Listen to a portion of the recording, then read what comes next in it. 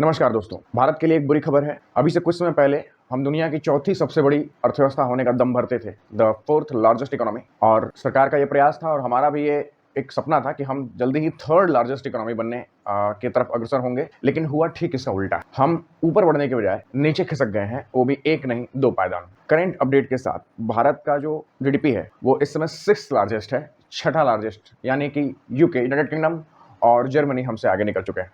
IMF, world bank और सभी अन्य जो इकोनॉमिक संस्थाएं हैं, इन्होंने इसको अपडेट कर दिया है। इसके पीछे क्या कारण है? ये सबसे पहला कारण है रूपी का डिप्रिसिएशन। रूपी 2024 में 85 पर था, 2025 में ये 88, 89 हुआ और अब फिलहाल इस समय रूपी की वैल्यू 93.26 है, जबकि रुपया कुछ परफॉर्म कर रहा है। तो रूपी डिप्रिसिएट हो रहा है।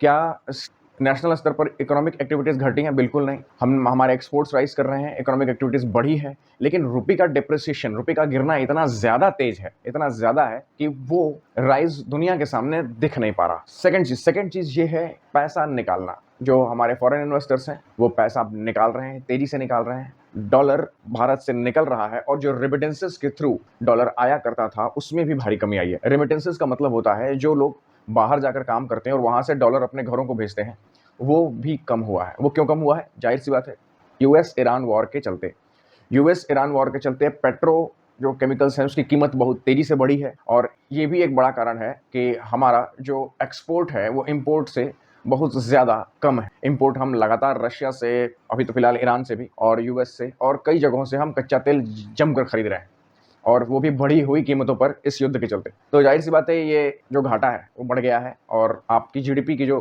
ग्रोथ है वो 6.6, यानी बहुत अच्छी होने के बावजूद जो नॉमिनल जीडीपी है उस मामले में हम 6th रैंक पर पहुंचे हैं। क्या करना चाहिए? रुपये को डिप्रिशिएट होने से रोका जाए और पेट्रोकेमिकल की जो कीमतें हैं क्रूड ऑयल की, उनको थामा जाए। इसके लिए युद्ध रोकना होगा। हालांकि पाकिस्तान के field marshal Asim Munir Iran में यूएस का मैसेज लेकर दोबारा गए हैं। समझ नहीं आता डाकिया हैं कि जनरल, खैर वो सिर्फ कुरियर बॉय का काम कर रहे हैं, इनका मैसेज उन तक पहुंचा रहे हैं। क्या युद्ध जल्दी खत्म होगा?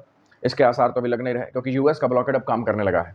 अरेबियन सी में हॉर्मुज स्ट्रेट के बाहर जो यूएस ने ब्लॉकेड लगाया था वो बिल्कुल काम कर रहा है और कई देशों के जो शिप टैंकर उनको लौटाया गया है। तो जैसे जैसे ये ब्लॉकेड प्रभावी होगा और स्थिति बिगड़ेगी, मुझे लगता है कि अब कुछ ऐसे देश जिन्हें नुकसान हो रहा है, जिसमें चाइना भी शामिल है, इनको आगे मिल करके इस युद्ध को रोकने की कवायद करनी चाहिए डिप्लोमेटिक तरीके से।